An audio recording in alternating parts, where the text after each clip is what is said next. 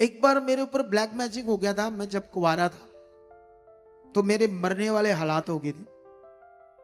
तो मेरे माता पिता इतना पढ़े लिखे नहीं थे, साइंस के बारे उन्हें समझ नहीं थी। तो मैं भी उस समय इतना पढ़ा नहीं था, शायद 9वीं क्लास में था, 10वीं क्लास में, 9वीं में था। तो गांव के स्कूल में पढ़ा, गवर्नमेंट में तो मुझे भी इतना ज्ञान नहीं था। गॉड कौन है, इस दुनिया का रचने वाला कौन है। तो जब मेरे ऊपर ब्लैक मैजिक कर दिया गया किसी से, तो मेरे ऊपर दुष्ट आत्मा आने लगा। मेरा बड़ा बुरा हाल था। मेरी माँ मुझे बड़ी जगहों पर लेकर गई। एक मेरी दादी, वो दादी नहीं सॉरी नानी, वो मेरी मम्मी को ना एक जगह पर, एक डेरे पर लेकर गई। वहां पर ऐसे ना एक फोटो थी सुकड़े से बंदे की, सुकड़ा सा, हड्डियां बाहर आई हुई थी। तो हड्डियां बाहर आई थी तो लोग उसको माथा टेक रहे थे। वो मर चुका था वो इंसान। तो नीचे उसके बारे में कुछ लिखा हुआ था। तो जब मैंने भी पंजाबी में पढ़ा या लोगों ने बताया, तो वो बंदे ने 12 साल लिखा था कि रोटी नहीं खाई, सूख गई इसकी बॉडी।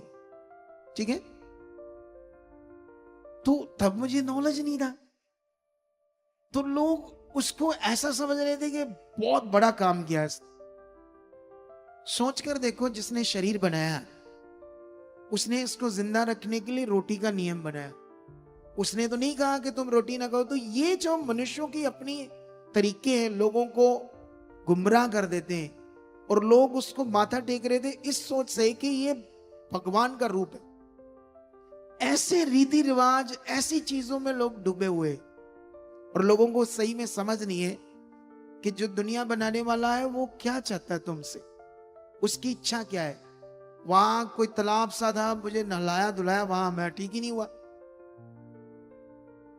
दुनिया का कोई कोना नहीं छोड़ा जब मेरे ऊपर ब्लैक मैजिक हुआ था। और यीशु से मैं नफरत करता था, और चिंगाई तो मेरी यीशु से होनी थी, और उसी से मैं नफरत करता था। कितनों को बात समझ आती है?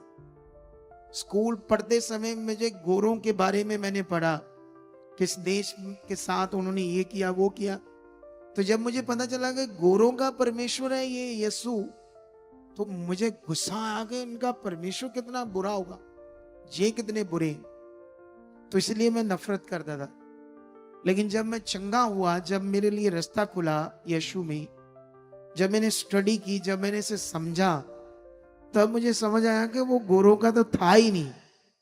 बोलो, यीशु तो पैदा हुआ इज़राइल में, यहूदियों में, गोरों में नहीं। और वो एशिया देश में पैदा हुआ। जैसे ये एशिया देश है, India, Pakistan, China, Malaysia, Nepal, ये सब एशिया देश है। लेकिन ये ऐसे दिमाग में मेरे बैठ गया था। लेकिन ये तो दूसरी बातें हैं। लेकिन हम वापस आते हैं अपने टॉपिक पर। परमेश्वर ने कहा ये बूढ़ी सी कहानियां जो मनुष्यों ने बनाई है, उनसे अलग रहे, क्योंकि उनसे कोई जीवन नहीं। भक्ति की साधना कर। मतलब जो परमेश्वर की भक्ति है उसकी साधना। साधना क्या होता है ये मैं समझाता हूं। हिंदी का शब्द है, आगे जाकर, ठीक है।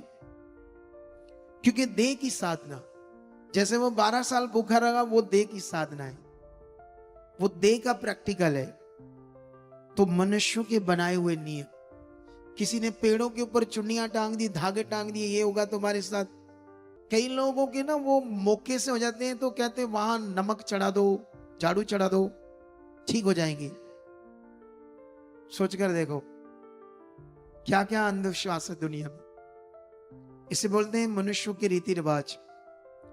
लेकिन यहां पर लिखा है देह की साधना से कम लाभ होता है। मतलब लाभ नहीं होता, उससे कुछ नहीं लाभ होता। लेकिन